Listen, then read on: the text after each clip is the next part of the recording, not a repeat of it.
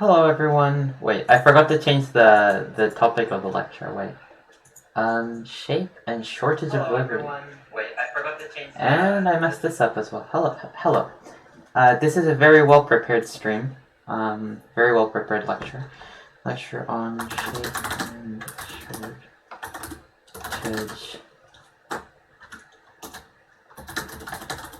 Pro streamer, indeed. Yes. Hello, Go Dave. Welcome. So, okay, there we go. Everything is sort of set. Yeah, so... Not that I'm any better. Yeah, I guess streaming is hard, you know?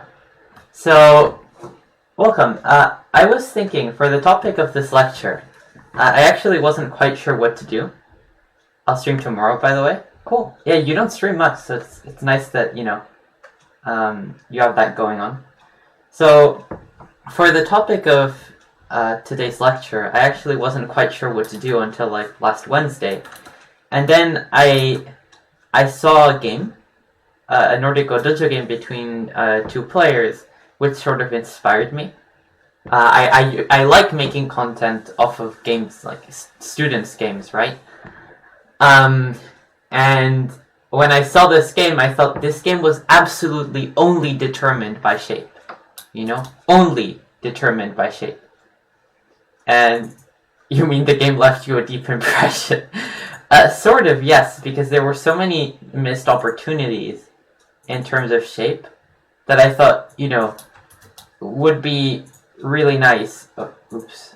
This overlay might be skewed for a second. So, hello, Oil. Yeah, so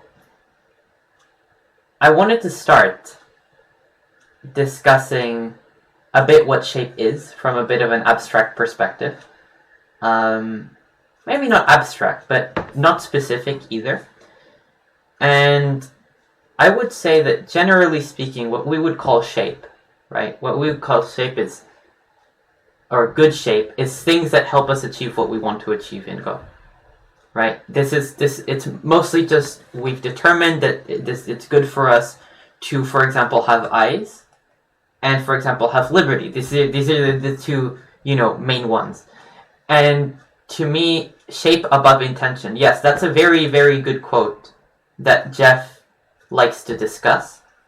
And the idea is that if you're doing something and you're making bad shape while doing it, it's time to reconsider. And that's actually a very good mantra, I think. Now, to my point, shape can be considered eye shape, but there's a lot of other shapes that you need to consider, like, the importance of. So, for example, I'm going to show, like, I just, like, made a random game here. I'm sure this has happened. Usually, shape is moves that work. I don't know. What do you mean by work? A hello way to play. Work is a very relative term because often when I make shape, I'm not like reading whether the shape works or something. I just sort of... I think shape is one of the most... It's mostly related to experience, actually, whether you have good shape or not. You know, most of... When I see a board position, I sort of identify whether shapes are good or bad very quickly. And I think it's mostly due to experience. Does this look like a shape where I got destroyed and my eyes got taken and I got killed everywhere? Or does this look like a shape that is strong, right? And it has a lot to do with my previous experience. Which is another reason that I think some players struggle with shape because they don't play very much, right? I mean, at least compared to me, I play a lot. I frequently hesitate when making a bad shape move, and often that hesitation was very justified. Yeah, and a lot of players, I think, just don't have the experience to make a move, and just have that feeling, you know, maybe, go to, if you're 3 down, you've probably played a few games in your life, and, you know, you hesitate when making a bad shape move. I think a lot of people don't necessarily consider whether the move is a bad shape move or not. And I think as you get more and more experience, you sort of get this creeping feeling that you're doing something wrong whenever you make bad shape. And that's good. I think that's usually good. And I wanted to show an example here. Black will usually hane here. But I had an opponent of mine in a game that just played like this. And I wanted to discuss this quickly just to point out what I define as shape, because this group doesn't have a single eye, right? Right? It doesn't have an eye. It doesn't even have a base. But that doesn't stop it from being very strong. And I mean, by the laws of Go, right, this is a joseki, right? So you sort of consider that these two formations are sort of even. So the worth in strength of this R5 group is actually similar to the worth in territory of Black's group in the corner. It's just a stick, very killable kappa, yeah. So I think one of the main reasons that this group is really, really powerful is that it has liberties. That's what really makes a difference for it. And often there are groups that have eyes but don't have liberties that are sort of, that can be in jeopardy because of it. And that's something I want to discuss relating to shape. So the template of this lecture is actually going to be that I've taken a couple of middle games from Nordic Go Dojo games, from you guys' games, right, students. I'm sure some non-students are watching, but you know. And I've taken some of these middle games, and I want to discuss them from the perspective of shape, of the shape of the stones that is being made. And I specifically chose these games because I think that shape was particularly influential in deciding the outcome of these games. The last game is actually a game where I got destroyed because I got bad shape and I didn't fix it for 100 moves. 100's not an understatement. So, yeah. I do want to start quickly. Classic, yeah. So, I do want to start. This is another theoretical position I made, which is relating to a classic joseki. Now, these days, if white has the ladder, white is supposed to play here, I think. I think. And if white plays d14, black is actually supposed to play here. But one of the old josekis is that black ataris, white cuts, and this happens, right? I don't know how many of you have seen this. I guess some of you, because this joseki was relatively common. I'm going to say until the days of AlphaGo or so. And good old Small Avalanche. Yeah, oh hello Sander Badu. Seen it, not sure if I ever played it. This was actually a favorite of mine as black for a while. So I've even played this quite a lot as both sides. And the question I would advance to the audience is, well, what would you play in this situation? What would be your move here as white? Next move. Because to me, the next move actually makes a good discussion. It initiates a discussion on shape versus the value of other things in Go. G16, we have 2 votes for G16. Hello, Chaos. The general conclusion of the past decades is that joseki is slightly better for white. Yes, and the joseki has even gotten thrown into more and more irrelevance, let's say, as the years have progressed. I think people already considered it slightly better for white, and eventually, nowadays nobody plays it for black. In preparation for this lecture, I actually checked this joseki with the computer, and black has according to Lila Zero, black has 30% after this. 28, 29 kind of thing. And, okay, so there were a couple of votes in the chat for G16, which is sort of the obvious move. Nobody minds having a ponuki, right? And if you look at this corner, I think it's very easy for white to say, well, this was black's corner, right? I approached this corner. I took the corner, and okay, black is strong, but I'm also strong. Ergo, I should be winning because I have the corner, right? white sort of... I'm not going to say clearly, because black shape is even stronger than white's, but... And black did get sente. But I am going to say that, okay, black has the first move anyway, and we can say that this result is a bit better for white, so g16 is a very tempting move. I used to think black usually gets sent as white approached. Yeah, that's true. Black, it's not uncommon for black to get sent. With that said, the reason I showed this joseki is because recently I was thinking, you remember that old joseki? Well, I remember that old joseki I was playing a long time ago, and as white, I would always take here without thinking. And I was actually starting to wonder, well, is this the correct move? And I was thinking, okay, so what if I play here, right? And, black's punishment is to go out with the stone, right?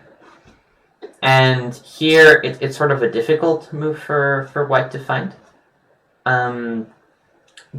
Like, the shape is just awkward, and that's one of the reasons you take g16. I've sort of come to the conclusion that you have to play e18. You can get squeezed. Yeah, you can get squeezed. You will get squeezed. I think if white tries this, then black will hane. Black will hane. And then the shape is even more awkward. Like, what's going to happen is this. If you insist on not taking, right? Just if you insist on not taking, something along the lines of this. Black may even go for this, and then this, and then this, and then this.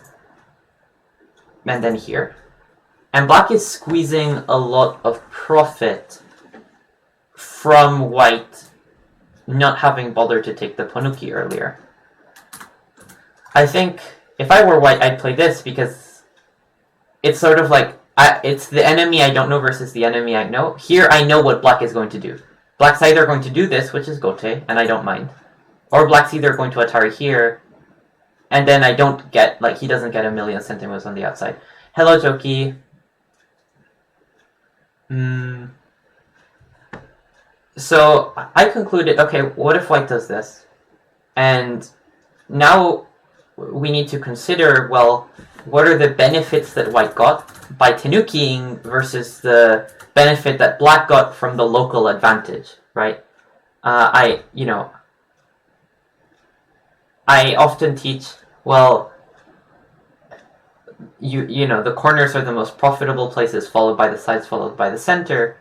And the reason you end up playing in the center is often that there are weak groups on the board, right? Where, like, the reason that you don't strictly follow this hierarchy and the reason that Go is interesting is that there are weaknesses everywhere. But it's not just weak groups, it's also weak shapes. The reason I wanted to point out this example is that white isn't weak here. Like, this group is not weak. This group is alive, right? It's very alive. But just the profit that black gets from the shape makes it worth considering whether you defend or not. And this isn't and the reason I like this example is that it's not related to the strength of stones per se, in terms of how alive the groups are. It's related to the strength of stones because black's extra stones will be helpful. This final part I want to discuss about this just isn't too important. I ran this through a computer, and it said that taking G16 and taking O3 are completely equal. They're both like, okay, taking is like 1% better or something like that. So I'm somewhat surprised because I actually expected G16 to be the better move. In a game I would play G16. But there we are. It's, according to the computer, it's an example of shape and the other principles of Go both being very viable to follow. That's one of the things about Go.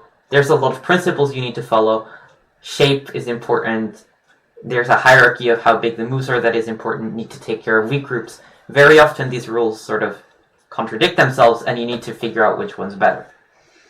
Like, which rules you should follow in that particular situation. In conclusion, Go is really hard. So I want to go back then. Not back, but I want to start now with the topic of the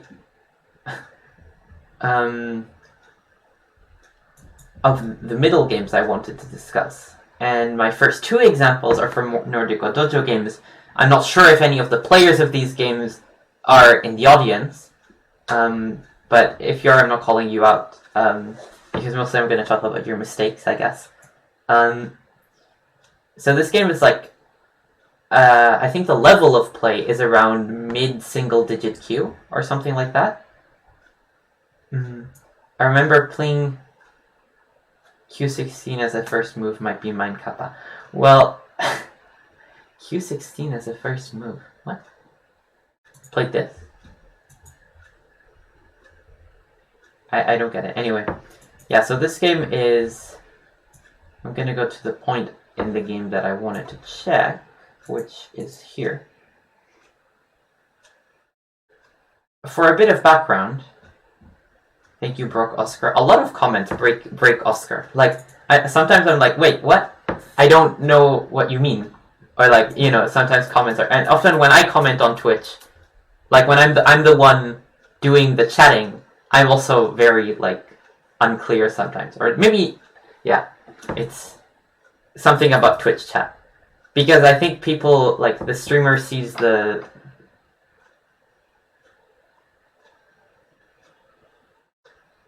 How did you read the Q as G? Just how? What? Oh, Q16! True, how did I read Q as G? Someone tell me. Yeah, Oscar.restart, yes. Oh, wow. How did I read Q as G? I don't know. Anyway, so I want to go back a bit, actually, now that I think about it, and discuss how this situation happened. This started with White playing the kick, and I think for many people, the instinctive reaction would be to play d15 and answer the kick. Black chose to Tanuki. And I don't want to talk about that decision too much. I think it's probably okay. So that we'll leave it at that. And the result of this, B9 is a bit of a questionable exchange, but yeah. B9 is a bit of a questionable exchange. But we get to this situation where Black has pushed out, White has pushed out. And I'd ask the audience, do you think that Black needs to add a move or not? And this question is about shape. It's also about the strength of stones, because if Black's shape isn't good here, the entire group is in a bit of trouble, right? So far Black hasn't chosen to add a move, but he's sort of been helping out his stones, right? It feels like Black can't afford to, okay? So maybe you're thinking, oh, here, and then White maybe plays here, and he's starting to build a box. So, you know, this would feel slow, like if it's needed, the mistake was earlier. Yeah, of course. So it's true that the way Black has played so far, like for example here, if I were Black and I wanted to play d15, I would do it now. I don't want to turn, right? Give White this box, right? This box shape with his new stones, and then play. So I agree that Black doesn't need to play there. I don't think that it's correct to play there, so you guys are correct, I think. The shape is bad. The shape is incomplete. And, you know, the ideal thing to do is to fix the shape, which is why I would have done it earlier. But Black has played like this, his group is sort of fine, he can afford to Tanuki. Now, the issue, I think, isn't that White Huns, because if White Huns, then Black will just play here, and Black is even locally alive, sort of. If White wants to kill locally, he has to go to extremes such as this, which don't really work right now. I think the real issue, which maybe Black missed, White also missed, but is, for example, the White can climb, which is a very powerful move here, in my opinion. And this is the kind of thing that I think this isn't necessarily about reading, I think it's just about experience. Once you've been, these moves have been used against you enough times, you'll get used to this kind of clamp. The idea is that if Black plays here and White plays here, then Black has no base anymore. It's sort of like this, and Black has half an eye on the left side, which is much better than Black just being alive on the left side, for White anyway. And if Black plays here, then you can't connect because you get cut. And if you cut, then Black has a bit more eye shape, but Black isn't alive and White has a much bigger cash gain. the reason I would be worried as black is that at the moment I can always just escape with J14. Right? So this weakness is very annoying. It's going to be great endgame for white, and it sort of forces black to add a move. But black sort of has to bear it, even though it's annoying. So black Tanukis, which is correct. And black does a really nice invasion here. I don't want to discuss it too much. It's just black does an invasion, which is quite successful. Then white invades himself, and then white turns. And this is the moment when I want to readdress the question, does black defend now? This weak area. Because the moment that white plays this turn, the dynamic changes, right? And black needs to reconsider whether the shape is worth defending. I would, says Sandor Baduk. Okay, you would.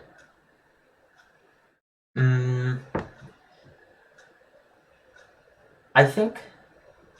Also, at this stage of the game, I don't know what you guys think. For me, it feels less bad to play... you don't know what you'd play? Do you mean you'd maybe play b15? Or d15? It's actually a difficult question. I think I'd be very much tempted to play b15, because b15 sort of... It gives a really good endgame, and... You know, the only issue with this shape is that white can peep here at some point. And then, like, what's going on with this? Black is good, right? This is good for black. So white can't do it right now, but the issue is there. So the more complete shape is this. I'd probably play b15 for the endgame. The profit of h13 doesn't seem to be clear, so I'd be happy to fix that shape now. Okay, so we have Godev saying that h13... Yeah, that's another argument black can make. If black defends now, black can even say that this was a good exchange for black, right? It's hard to say what white's building with h13. If I were to guess, I'd say that white's next move is this. Because you have this stone, h13, you gotta use it somehow, you know? I'm not saying that's good, I'm saying that that's the plan that makes the most sense for white from the direction of play perspective. I think... It makes sense for black to defend now, and it feels a lot less bad to defend with such a move. Defending with such a move for black makes a lot more sense at move 70 than at move 30, because the value of the moves is reduced anyway. Black chose to Tanuki, which is an interesting decision. And here it's still questionable whether Tanuki is correct or not. Black has a point that if he manages to Tanuki and the shape doesn't get destroyed, then black is good, right? And here is when, you know, if I were black, I'd be a bit scared of the clamp. And by a bit, I mean very. You know, I'm envisioning, like, maybe the best variation for black is something like this, this, and this. And maybe... Here, black has a couple of difficult choices to make because his initial shape was bad. Yes, exactly. So, black, a long time ago, decided to not answer white's c16, right? Black chose to Tanuki. Now, that's probably an okay decision, right? But it made for a very, a series of rather difficult situations later in the game. First of all, here, black, again, didn't want to just defend. This is a markup left, because I actually reviewed this game for the Nordico Dojo, so this is a markup left from there. I tried to remove most of the markups, but I didn't get to all of them.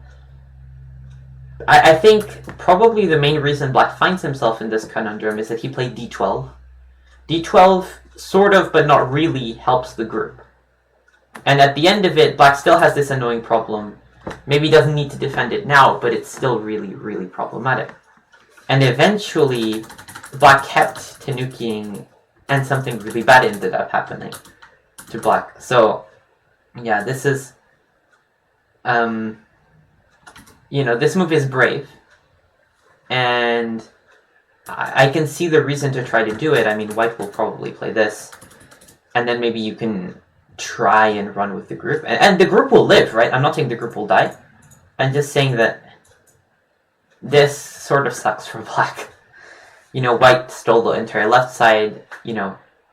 White's profiting a lot from black's you know, from black's shape.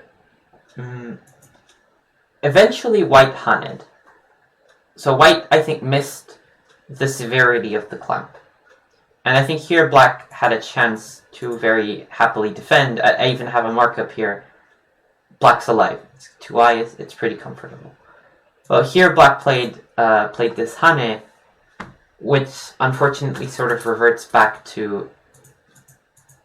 Well, black tried to make more eye shape like this. If black had played here, it sort of reverts to that situation that we discussed earlier, except white has an extra ponuki, which is good for white, but doesn't matter too much. So here I think... I'm not sure why black hunted here. I'd suppose that the reasoning for b14 is that often this kind of hane is a sabaki move. It just doesn't happen to be a sabaki move in this particular case.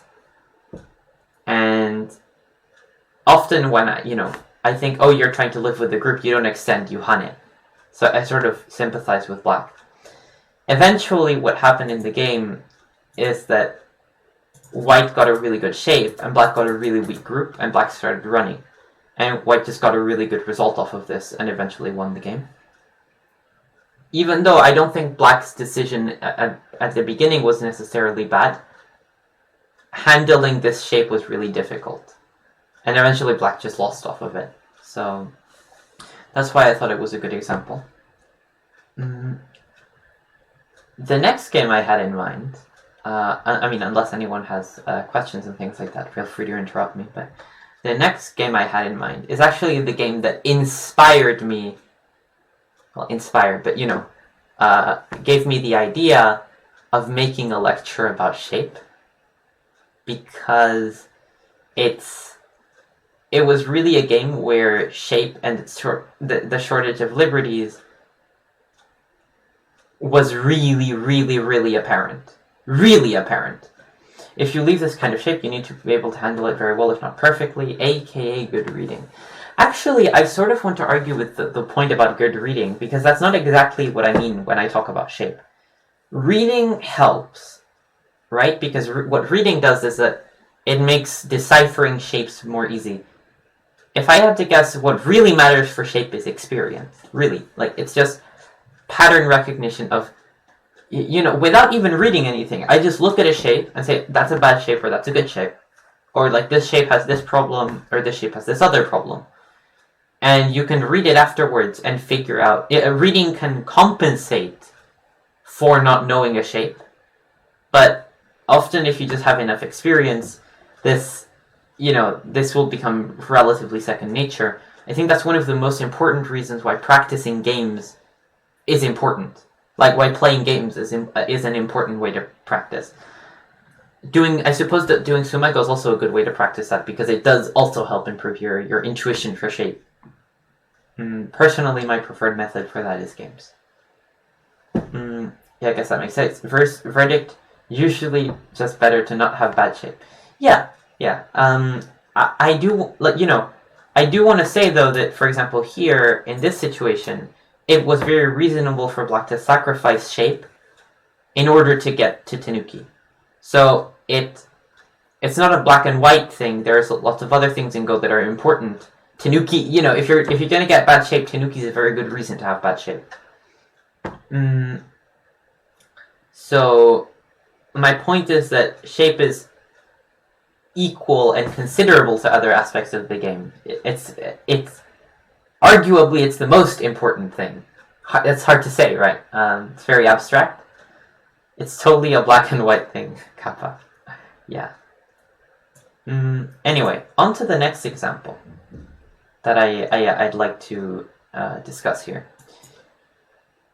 As a DDK player... Oh, hello, says Arkan. As a DDK player like me, rarely sees the clamp move at C14. But when someone does it to me, it hurts. Well, that's how you learn to play the clamp, right? Like, I remember the first time... Does anyone know this shape?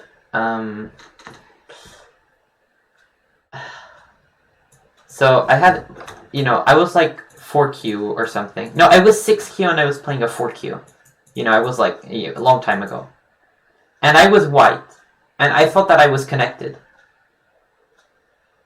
Why are you on a different account? Because I'm doing this lecture for the Nordico Dojo. So the Nordico Dojo online Go School, I work for them, and this lecture is part of the school's program, I suppose. So we do it from this channel. I don't always do the lecture for the Nordico Dojo. We hold them every 2 weeks, and some of the other teachers participate. Jeff, you'll have heard of. Victor Lin, Sixth Son from Austria. So, yeah, Matthias Pankoke. There's a few of us, and we sort of rotate who does the lectures. Today it happens to be me. Unfortunately, the timing sort of coincides with the commentary of the PandaNet finals, which ironically, Antti, who is, sort of the boss of the NGD, is handling. So that's an unfortunate coincidence, but here we are. Anyway, as a DDK, I always saw my opponents moved and used it next game, whether it worked or not. Yeah, that might be a good way to learn. And sort of relates to the point I wanted to make here, which is that J2 is a vital point because it connects the black stones. When I was 6Q on KGS, I didn't know that. Wow, that's a long time ago. It's like 10. It's like 10 years old or something like that. At most. No, I was younger. I was like 8 or 9. Wow. Anyway, and I remember being very sad that my opponent found this move. And he was 4Q, so I learned it from him. And now black can also start with Hane, yes. But, at the time, being, KGS 6Q, I just assumed that there was nothing. And then this 4Q giving me 2-stone handicap found the move, and I was like, oh, wow. You can do that, Anyway. So, this game, I'm going to run through the whole game, though it's not really important for the beginning. The beginning is just some Joseki and some stuff. Yeah, thanks for that. Oh, yeah, no problem. So the beginning is just black has a relatively weak group, black fixes the weak group, nothing special, black Tanukis.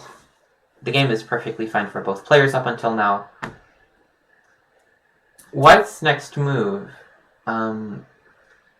is a bit interesting. Invading corners is fine, but generally c17 is the sort of move that one might play if black already has a moyo and you want to invade the moyo. Otherwise, you're giving black a lot of strength in the center by invading the corner. And it's okay, but generally speaking, it's considered that black is a bit better off.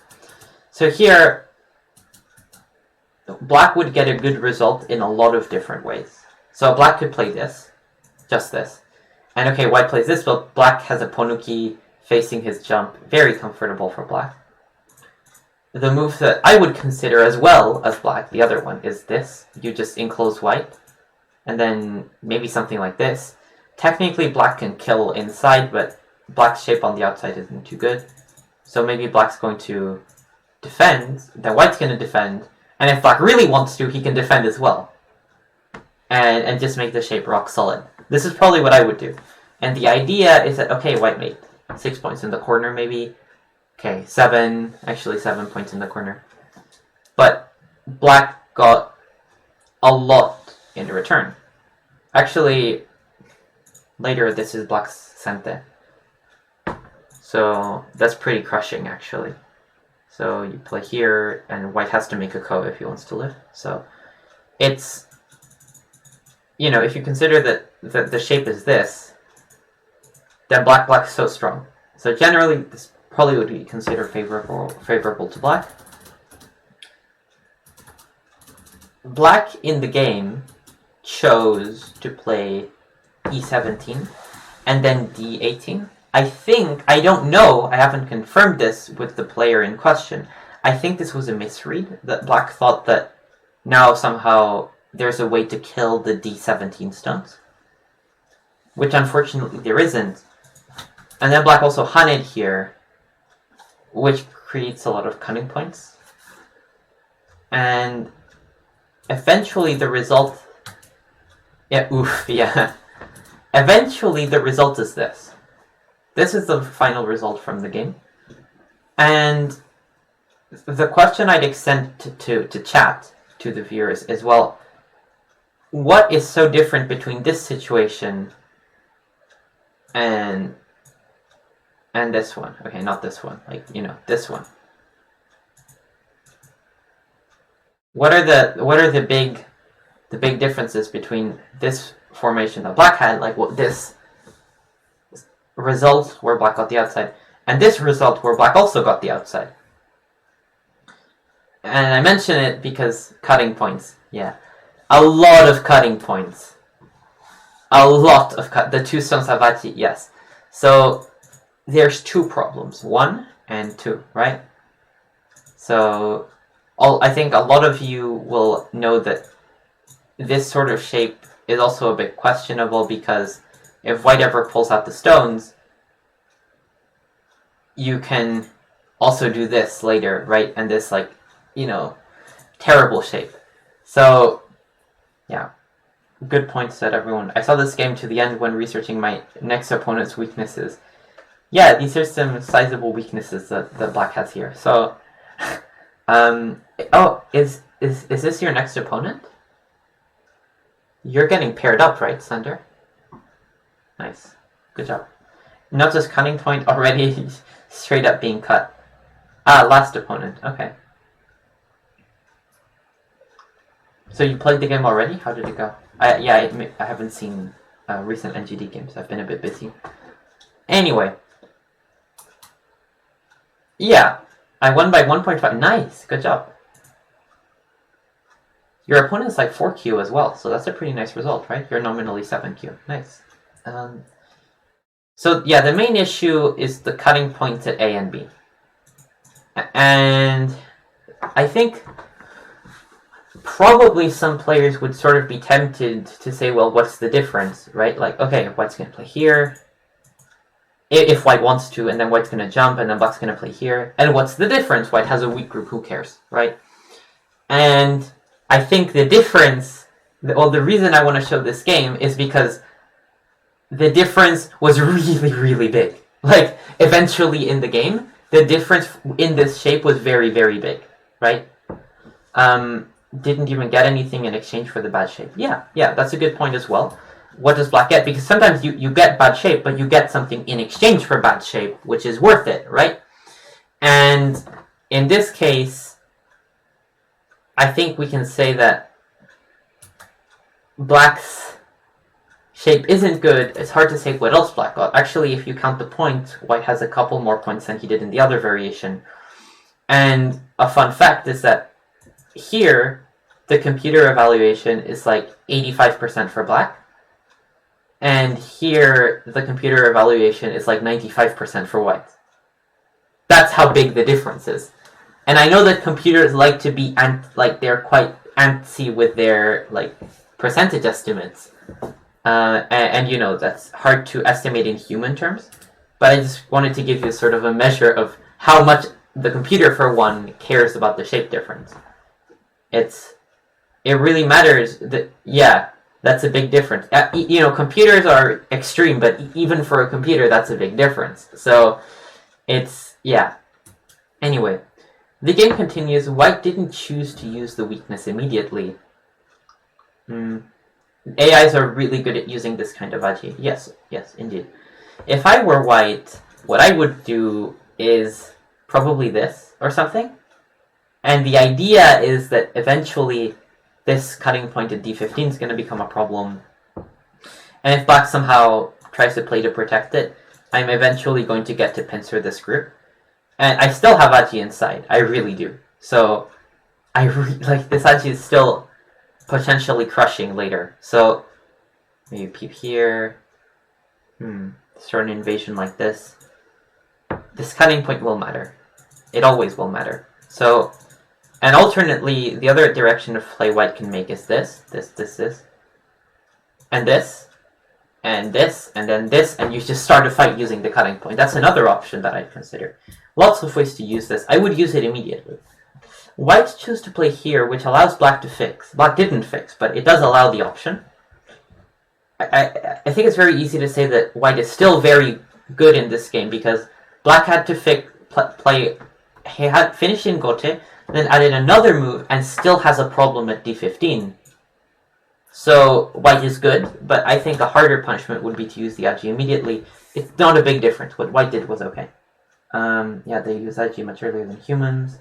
Human players often just fix each other's Aji with thank you moves. Yeah, down players are not immune to that either. Yes, that's true. Actually, using Aji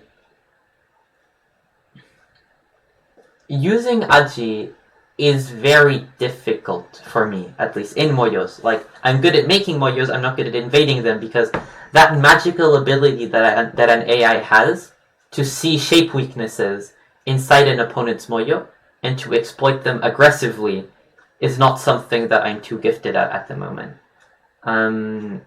So I'm not super good at this aspect of Go. Yeah. I'm better than you guys, though, so I can still make a lecture about it.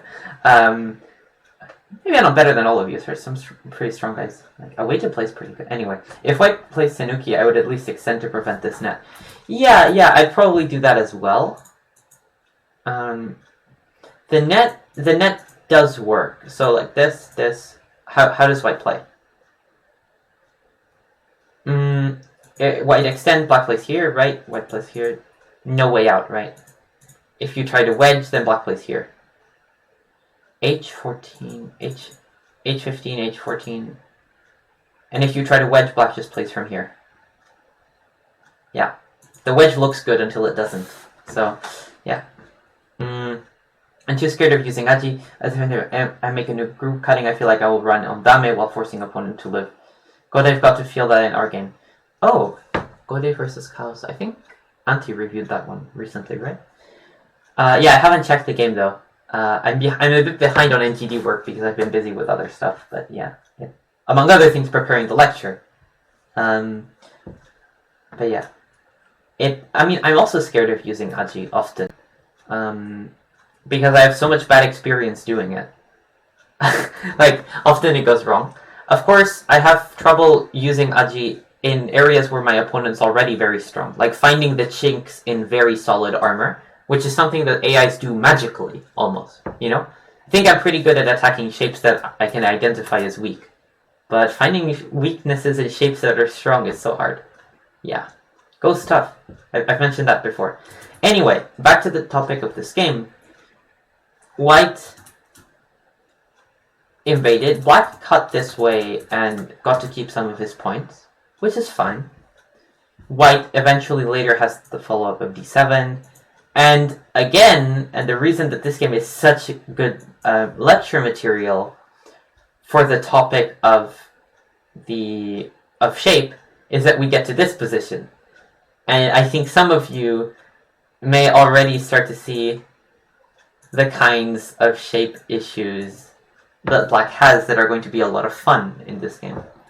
It gets more fun than this, by the way. It gets a lot of fun. It gets amazing. Black doesn't have shape issues. Doesn't? He's the personification of shape issues. Yeah. So Black got a lot of points, but Black has some issues, and White doesn't at the moment. White shapes are pretty strong. I think a lot of you will be familiar with this sort of shape. Yeah, definitely. Yeah, hello Jeff. I'm making my lecture is on your expertise, I suppose. Shortage of liberties. And I think you'd have a lot of fun with this type of shape. You'll have more fun later. It's a lot more fun, which is why it's a good game to show. I think that the way for White to use this Aji is probably to play here. Usually you attach this sort of shape, because if Black Han is, this cutting just works, right? I'm sure a lot of you will be familiar with this shape. You know, Dem, and then Black's 3 are dead, whatever Black does. So Black is sort of forced to play this, and then White gets to push you. I even made a markup of it in the game. I think what I would do first is run out the stones. Like, I'd do something along the lines of this. So I'm trying to, like, use all my stones, and, you know, if Black wants to... You know, if Black doesn't answer this, Hane is still crushing Black's shape. I remember reading about that Tetsuji for the first time as a DDK. Nah, that's a nostalgic thing, I guess. Yeah. and thinking, oh god, no way, this is something I could ever see in game. Well, I hope now you can see it in game. Yeah. So black has some shape issues. I think in the game, white played a bit too he Atari, which I think is a move that is born out. And these players aren't bad. These players are both 4Q. 4Q, they're not beginners or anything, but they're still missing some relatively common shape moves that are quite crucial. Once white Han is here, now that this exchange is done, black has a lot more options. 4Q is median-ish. Yeah, 4Q is median-ish, but that 4Q isn't bad, right? They're not beginners by any means. And this gives black a lot more options. In the other variation we looked at, black's only move here is this. But now black has a lot more options because suddenly this G11 liberty is sort of there for black always, and black can jump. Black can completely fix the shape if he likes, so this is a bit passive. Maybe jump. Maybe jump. Maybe Hane. Hane is questionable. Hane is what black did in the game, and Hane eventually leaves even more issues that really, really need to be paid attention to. So I think, for example, here, as black, I would be somewhat reluctant to Hane because there's already so many problems. Like, I'm gonna say, how does white use this? Maybe cut. I think cut is a bit premature, actually, because I don't... Maybe this is fine, actually, because if black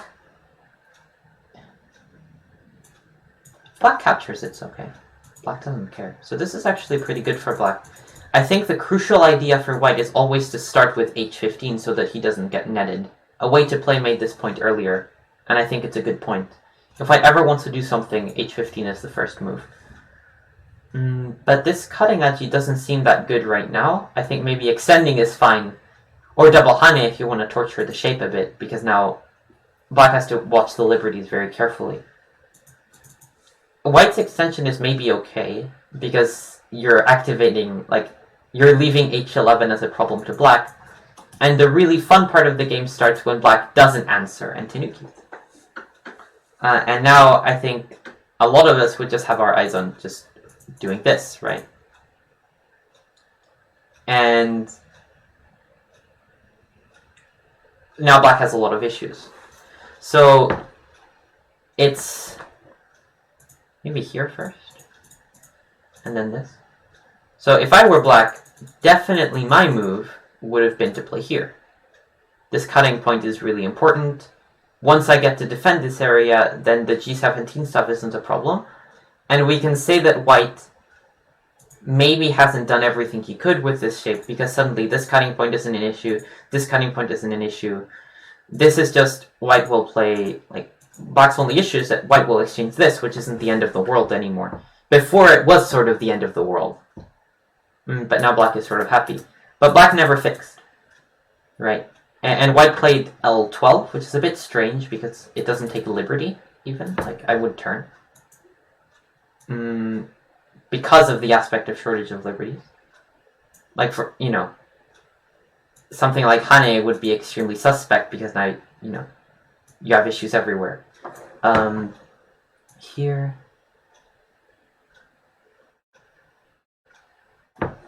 How does white use this, though? If black plays this, what if black just goes in with a lot of bravado and it's just you have nothing?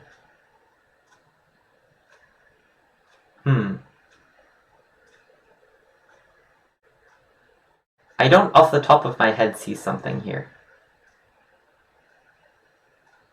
I mean, I see a lot of stuff that's good for white. I just don't see something that's crushing. For example, this, and, black should take the stones, but let's say black doesn't. Then this is,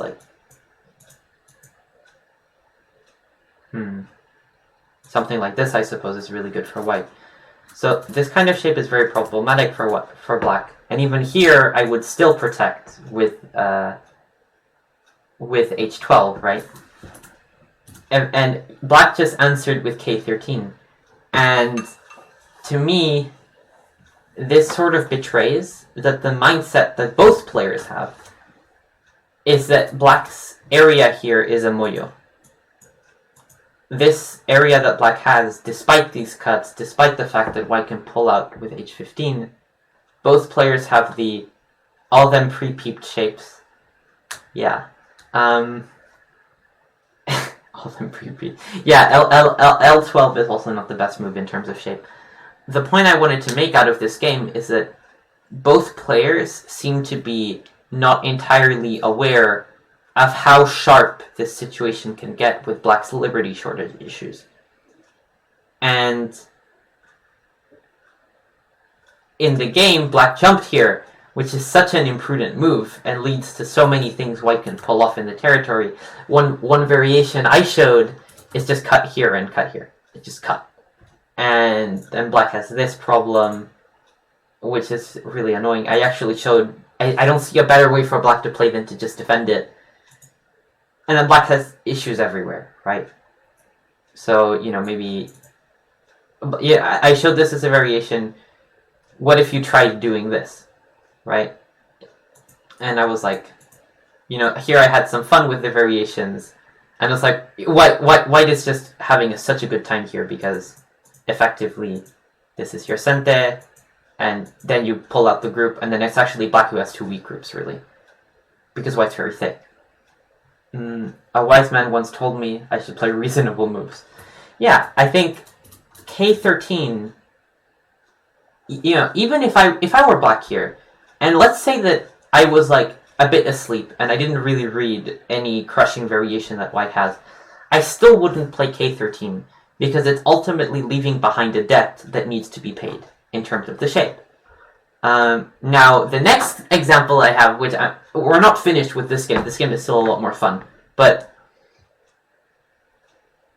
the next game I was going to show is actually a game of mine where I had a shape problem and I never paid off my debt for a lot of moves, and I lost a very, very easy game for my opponent because of it. So, I'm not so good here myself, but all their nesters always play their... Oh, wait. So when you don't read any problems, should you play more solid because of shape? No, that's not entirely what I mean. Thanks for asking.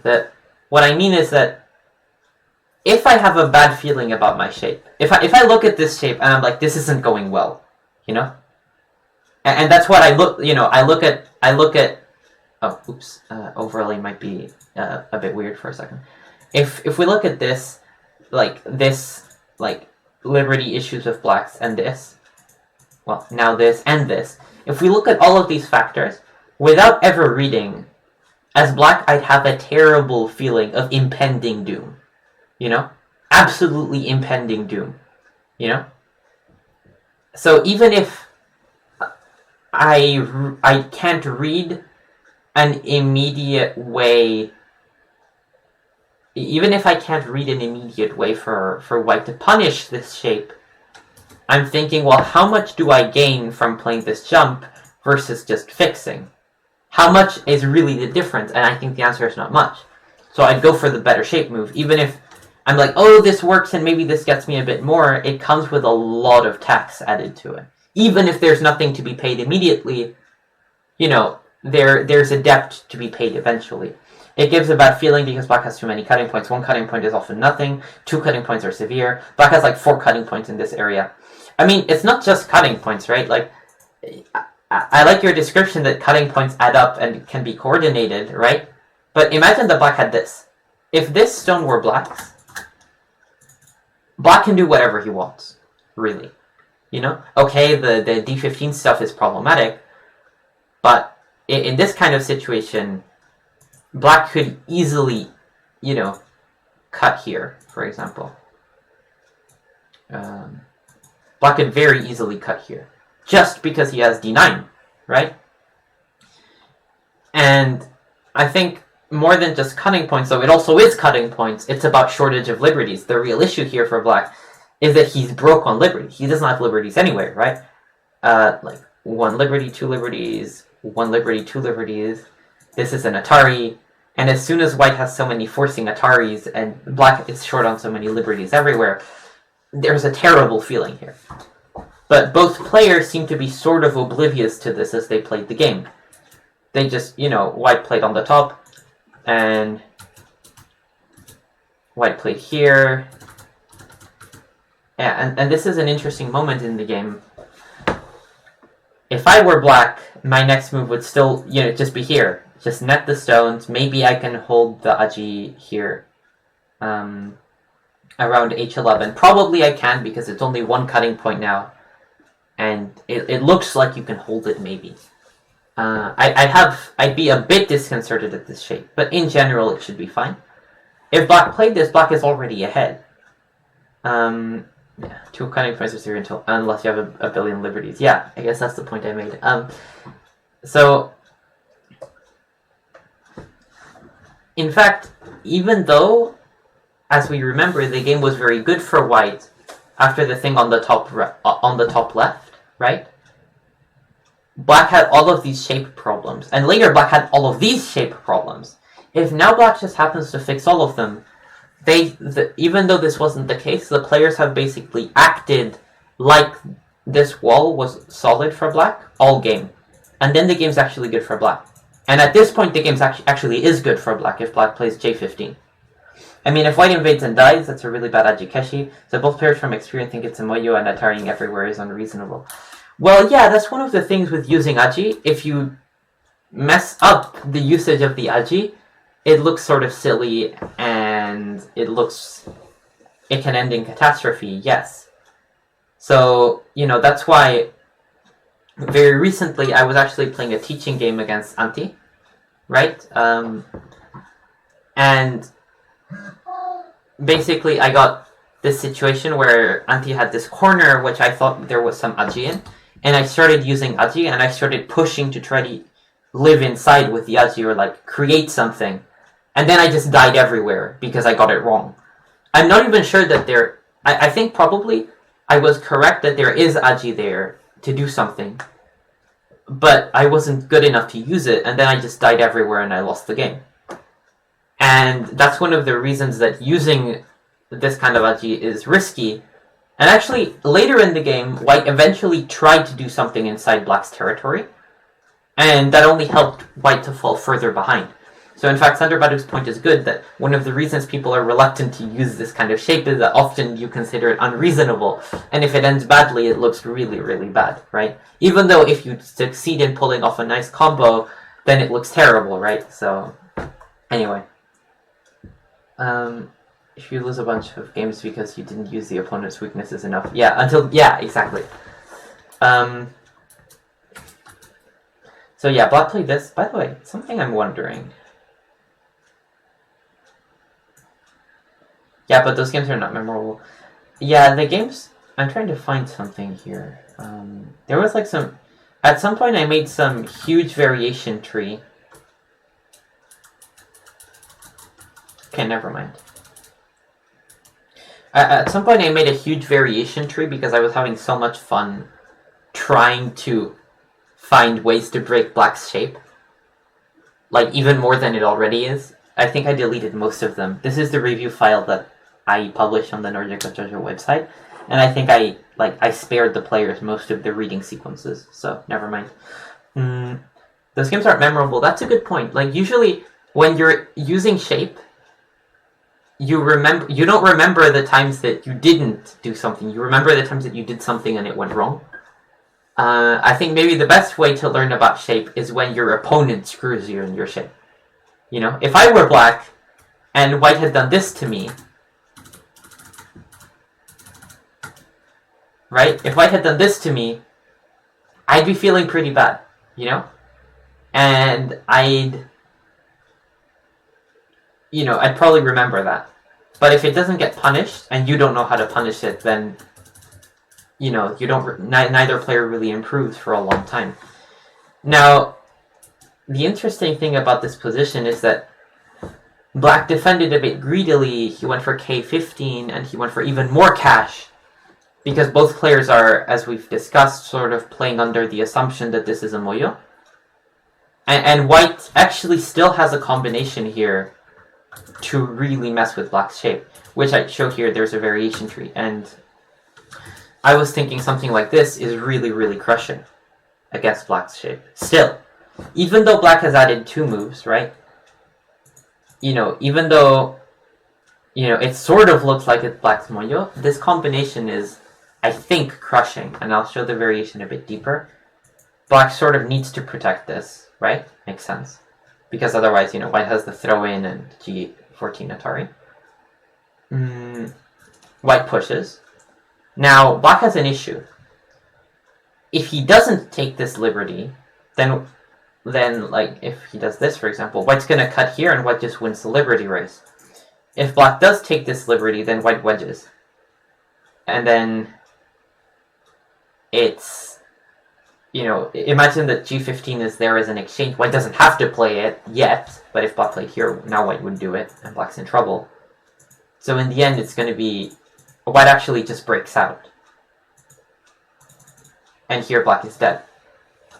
So I don't see a way to stop this combo, and the computer doesn't either. So at this point, white still had a way to execute this aji and win the game. Now, white didn't do that, and white just played normally. And as a result, black... Oh, this move was interesting to me. Black played L14, which really betrays the mindset of both players, because black plays this and white still doesn't do anything. Both players are really not looking at that. And here, white plays here, which shows that he's trying to live, no way I would find that. Well, that's the thing. It's a difficult topic, right? Certainly, if I were white, during a game and over the board, I would have a relatively hard time finding this sequence. I'm not going to say I wouldn't, because even though it's a long sequence, it's a lot of forcing moves, right? A lot of forcing moves. And it's not like black can answer in many ways. So I think I would find this during a game, but it wouldn't be like as easy and as smooth as, now I'm in the lecture, I'm like, and I read it out, carefully with no clock, and then I checked it with the computer just in case. I can very confidently say it works. Over the board in the game, it's harder, of course. Of course it is, right? And that's why it's difficult. But one of the things that perhaps I'm not going to blame white for not seeing these combinations, but I do want to mention that the fact that, for example, white played here shows that white wasn't necessarily thinking as much as he should about the shortage of liberties in this area. Because if you're doing anything here, you can cut, you can turn, you just do something that takes liberties. That's my point. That's really my point. Do something that takes liberties. And white didn't do that, right? And if black plays here and now white protects his weakness, it's as if white, pushed, black played here and white played this, which is a bit strange. So, I know that this is a hard topic. And if you're trying to use weaknesses inside your opponent's shape, then you're going to fail so many times and it's going to look terrible. But eventually, that's how you improve, I believe. Now, another reason I think this might be useful to you guys is that even if it's hard to execute on and punish this type of mistake that your opponent makes, I would really suggest that you keep an eye on when you yourself are making this kind of bad shape and try to avoid doing that if possible. It's those kind of weaknesses your current opponent might not punish, but if you increase your rank by 1 or 2 stones, suddenly they might start punishing it and you'll have a large wall to cross because, if you want to become even stronger. Yes. Or you just start playing on Taijamon Fox. On Taijamon Fox, the edge they leave it behind is too obvious. Not when you start climbing, right? I think one of the reasons that, for example, these two players weren't so proficient at handling shortage of liberties is that they there was a silent agreement to not think about it, Nobody addressed the topic all game, even though it was a sort of elephant in the room, in the shape, elephant in the shape, I guess. If it's too obvious, you should be ranking up a bunch. Oof, yeah. And eventually, white even played this move, which really betrays a very defensive mindset. Because, very strange that white has an eye with K18, so making another one here is not necessary in that way. But eventually, I do want to but yeah, I'll reach a point where we're punishing each other instead. So I do want to come to this moment when white, at this point black is winning. And the reason black is winning is that black basically was allowed to play like he had a solid moyo all game and never got punished for it. So it basically, even though the computer thought that they were playing this game where white has 95%, in reality, in their minds, they were playing the game where the computer said that black has 85%. And that sort of shows. Well then your onaji you leave behind is not obvious enough to queue. Point was that Titan Fox players rarely hesitate to punish your weakness. They hesitate so little that they try to punish weaknesses that aren't there. It's very common. Anyway. I want to quickly go to this moment where white actually tried to use the Aji.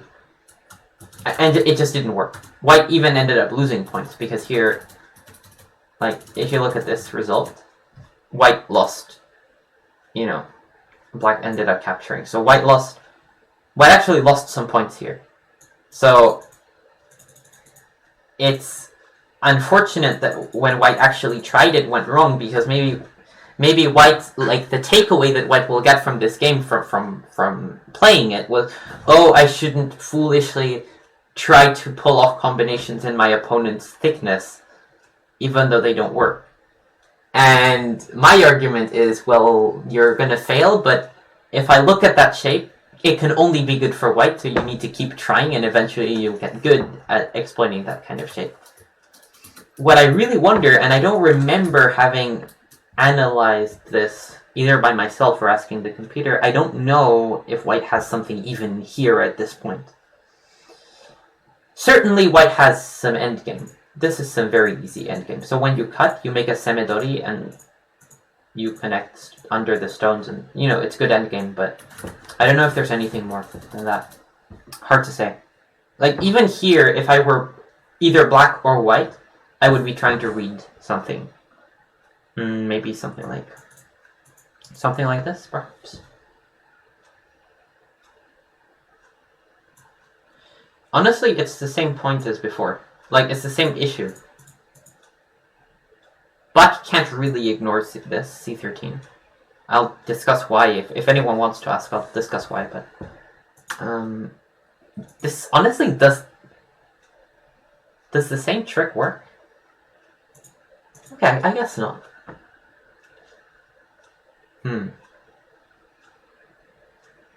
It's still tough. It's still really tough. For example, white cuts here. This cut is really crushing.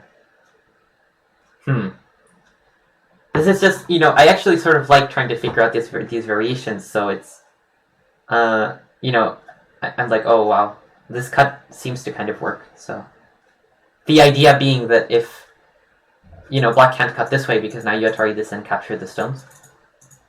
If black tries to defend the Aji, somehow you play here and black can't cut now because he dies with this. So this is just, I randomly tried to do something and then black died everywhere, right?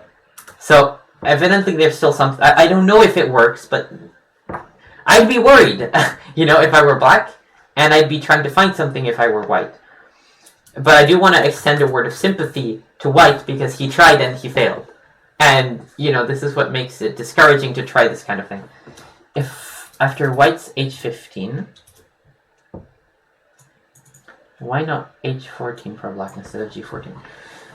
Actually, it looks like a good move. Looks like a good move. Looks scary. I just randomly tried to do something and then black died everywhere. Yep, sounds like a Taijin game to me already. Wow. So, I'm thinking that the issue with this might be this. And if black tries this move, then remember that someone earlier suggested this wedge. Here it's sort of crushing. Black's in huge trouble now. If you connect this and snap back, if you play here, here, here, and here. So, you know, if black tries to ignore this and play this, then maybe this move is crushing. Because if black, you know, if black plays this, then white is going to do this and just win the liberty race. And, you know, this, maybe this looks like some sort of ko-ish thing. But black is in so much trouble. Even if it's a ko, right? Even if it's a ko, black is in a lot of trouble. So, because it's inside black's territory, right? Anything that white gets is an easy bonus. So, and if, you know, if black ignores, then this is just black's dying. So, very questionable. White might have something here, now that I think about it. And, you know, it's just a pity that white wasn't able to find it. It's certainly not easy, right? But I would encourage that you look out for this kind of thing.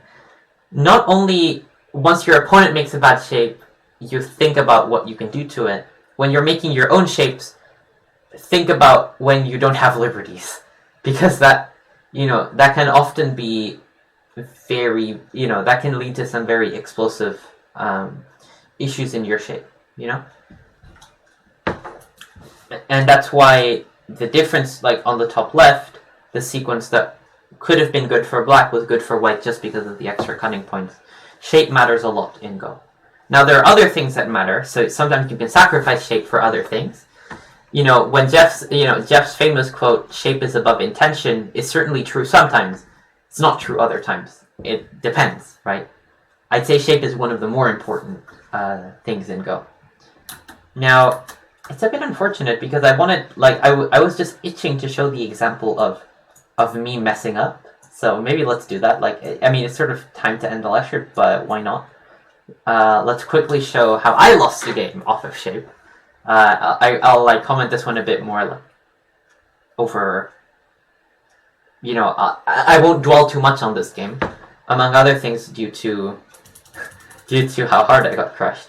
Here I'm playing Elian Grigoriu. He's a strong Romanian 5-dan.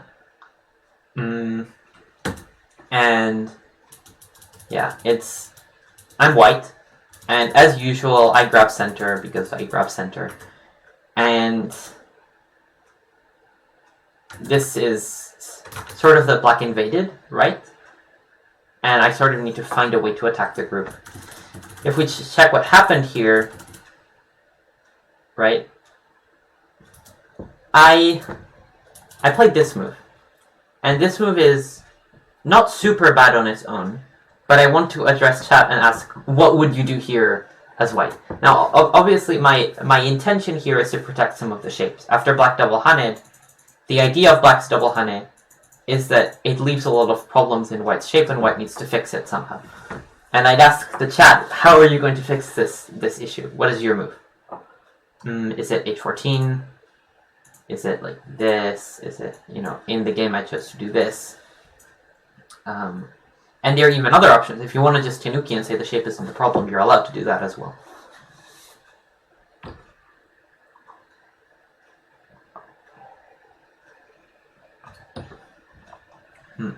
So, E13. First instinct is H11. That's a lot of people's first instinct. I don't know if it defends a cut. E13 sort of defends a cut. My first instinct was H15, but maybe H14 instead. I agree with your move, I see. Okay, so we have a lot of differing opinions here. This is a move that actually a lot of people suggested to me after the game, a lot of strong players. And the idea is that, okay, white's shape is weak. Black doesn't have time to use the shape that is weak. This is one of the situations where white can say, my shape is weak, I don't care, I'm attacking you. Come on, look at this group, right?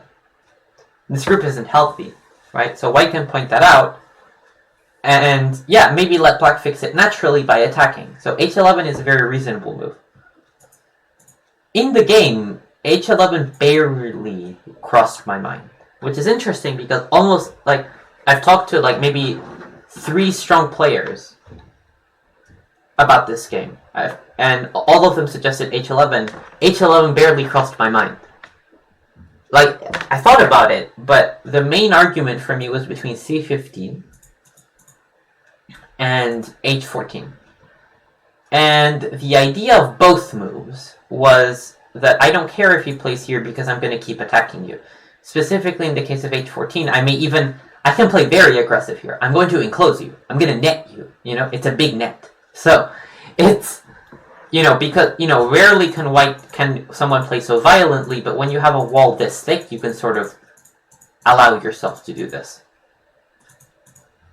And, white's shape is terrible, but because white is so strong on the other side, white can afford to do it. It's a big net gain, yeah. So, that's the idea behind h14. The idea behind c15 was to say, okay, if I start with h11, I'm scared that black is just going to live. That was what I was scared of, right? I was thinking, what if black just lives locally and then my attack is null? Because, I can't attack something that's already alive. What if black cuts here and... Actually, cut here doesn't seem threatening because I play this move and then black's in trouble. But I was thinking maybe there's something along the lines of, well... h11 is already a big game by itself. Yes, because it encloses black and forces black to live small. The thing is, I was very greedy here because I thought black is under attack, but black's gonna live, right? And black living, like, maybe black will live like this. Something like this, or... Just, black will find a way to live. This group should live. I'm like, yeah. Even though... Maybe start here, and, if white connects, then it's way too easy. So if white plays this... Maybe start by using the weaknesses. Do you play here now? This would be interesting, because white could be like, oh, I kill everything, and, like, I swallow, and then you have another weakness to cover. I don't know, this is weird. Actually, as black, I might start by taking, and asking white what he wants to do. Anyway. And, the other kinds of options are something like this, and this, and just try to make life as quickly as possible. I'm not quite sure what black does. It's difficult for black to find a move, which is why now I might like h11. I also like h14 because it sort of does the same thing. It sort of encloses. So, and it fixes a weakness. So there's a lot of reasons to play it as well. My move in the game is an even more aggressive move. I know it doesn't look aggressive. I know it looks mean. The reason behind this move is that now black doesn't have any base. That's why I played it. So I was thinking, oh, I have my wall.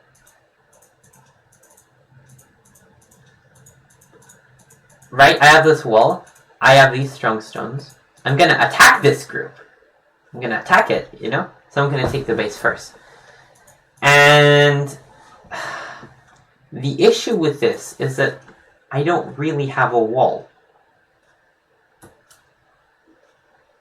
Yeah, that's the issue. The issue is that I don't really have a wall. And I'll explain why.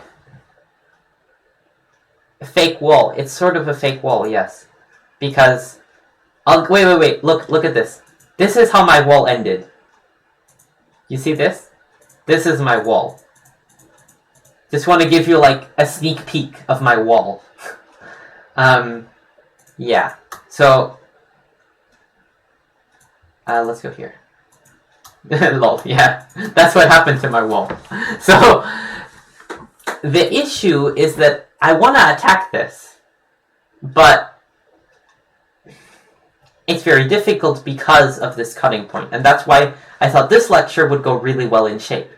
So the thing is, if in my mind now, I really didn't want to waste a move, a move in order to play h14, because then I don't have an attack. Then black has just escaped, I have done nothing, and then c15 is a very slow move.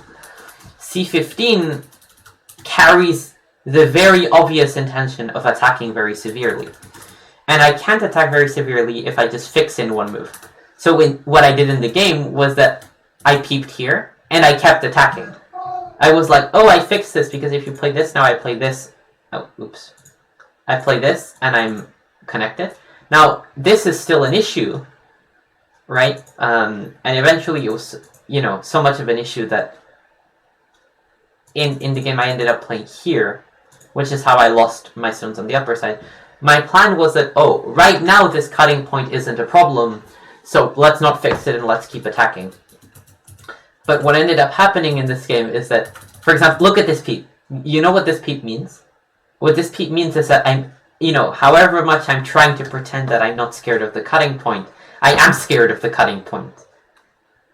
So I peeped, which is a really bad move in terms of attacking, because black gets this double bamboo shape, and what am I attacking? I'm not attacking anything. Oh, hello, Fluttermouse. Unfortunately, you're coming at the end of the lecture, sort of, but, yeah. So, the point is that I really wanted to get an attack off, but I didn't have the infrastructure to do it because my shape was never good enough. And I played... Yeah, apologies, Fluttermouse. Well, I'll be live, later today or tomorrow. I'm not doing an NGD lecture, but hey, I'll be streaming, so that's good. How are you? Anyway. Yeah, this game was lost because I had a framework to attack with, and I attacked incorrectly. I played C15, which is way too aggressive. Sweet, fine. And you? Yeah, I'm good. I mean, this lecture was fun to make. Actually, this game is me. This is a game of mine, since you've just arrived. It's a game of mine. I'm white, and I'm sort of like, given I'm lecturing about shape, I'm showing an example of how I mismanaged shape really badly, and lost the game because of it. So yeah, that's cool. Yeah, so when you look at these moves were me acknowledging that the cutting point is an issue, but not really actually fixing the cutting point, right? And like trying to go halfway between, like I didn't want to spend a move to fix it. But the result is that I never got an attack, and then black's group is just fine. The attack ends here. There's nothing to attack anymore. Is H11 what white should have done? There's a lot of moves white could have done here. White could have played H11, and what that does is that for now it doesn't give black time to go for this cutting point. Or maybe it does. I think black might play this anyway. And then ask white, do you want to play this and make this a weakness? And maybe I'll sacrifice the left if I'm getting a big attack against white's other stones. Are you going to defend here? And then these cutting points are definitely a big issue for white. So it's... Maybe black would even start with this. But the point is that white is trying to keep black busy so he doesn't use H15. The other move is just to honestly fix H14 and then carry on with the attack, which is probably the best way to carry on with the attack. What I did in the game really didn't work out. And at this point, we can see that this cutting point is still an issue. The only thing I can do here, if I try to play this move, black's just going to cut me, right? And then I'm in trouble because my group in the center isn't alive. So if we scroll through in the game and see what I ended up doing when black eventually captured, what I did was I jumped here, and that gives black the really big endgame follow-up of cutting here and capturing the stones, which is what happened, Kind of feels like the 1.0 lecture of Jeff applies here. You were half attacking and half protecting and doing neither instead. Yes, that's it. You can always go through a lot of lenses. In this case, I'm looking at it through the lens of shape, but you can look at it from that perspective as well, and it would be correct, yes. So eventually this is what happened, and I just lost my stones and a lot of points. This is a lot of cash I lost due to the issue, and I lost the game by like 9 points. And one fun fact is that I put this game into the computer, and almost every single move of white's, all of these, every single move the computer suggests that white takes at J15. All of them. Like here, every single move is protect H14. After Black Ataris, it's going crazy saying that white needs to take J15. Because the computer objectively recognizes that you need to fix this shape probably. That's got to be frustrating to review. Yeah, a bit. But it taught me a valuable lesson. The thing is, no human would ever play c15 and then protect h14 afterwards. No one. That's not human, because when you play c15, you're sort of saying that you've already protected h15. You've taken the decision that you're never defending it. Yeah, really hammering down that point. Yeah, really hammering down that point is correct. I really learned a lot from this game. No human that ever plays c15 is playing h14. So when the computer says that, it doesn't mean that a human who played c15 is never going to play j15 ever, I think. So, in fact, you can say I lost the game at the moment that I played c15. c15, according to the computer, is minus 5%. But all of the things I did afterwards to justify c15 are like minus 90%. Like, I mean, not 90 because I never had 90%, but, you know, I lost all my chances to win off of the mentality that is entailed by c15. So I lost this game purely off of just not understanding shape well enough. And, yeah. Capturing the stones, feel like white will just lose on points without fighting. Funnily enough, I was surprised. The computer thinks that white has nearly a 50% chance to win the game if he just takes. I agree that that's what it feels like, right? But I think the computer's just relatively confident that once white takes here, then black's group can now become a target in the future. Like, you know, if black does nothing, eventually it can get cut. The difference is that in the game, black's group is never, ever, ever being attacked. It feels like I sees Jeff's frown. Yeah, exactly. I mean, but yeah, it feels painful but necessary. Yeah, guess it's not a single move for black to protect all weaknesses. For black has no weaknesses. Black's pretty good here. No. But yeah, I mean, I was sort of arguing with the feels like. I agree that here it feels bad to take. And the reason it feels bad to take is that you've played the whole game under the assumption that you won't take. Right? The computer will tell you it's correct. A human would never take here. So if white takes, where should black play next? F3 looks weakened, though. White gets profit there. Yeah, F3 is weakened here. That's one of the reasons white is fine. Later, white will pincer H3 and attack it. After J15, it's not like you can just jump at O12 and there won't ever be a problem. I'd say black, if black adds a move here, if black just went and added a move, I'd be very confident that black's group is never ever getting attacked. But this would be slow as well. Like, black can fix, in my opinion. This is pretty solid, but black wouldn't do this. I think what black would probably do is, maybe not here. Actually, this is a very good example of how powerful this Ponuki suddenly is. Black plays this, he needs to be very careful about this kind of cut. Because now that white is so strong, white can afford to go berserk, whereas before he couldn't. So, you know, in this variation, maybe I would Kosumi, or maybe I would Tenuki. I agree that there's no move that feels very good locally. I would probably Tenuki.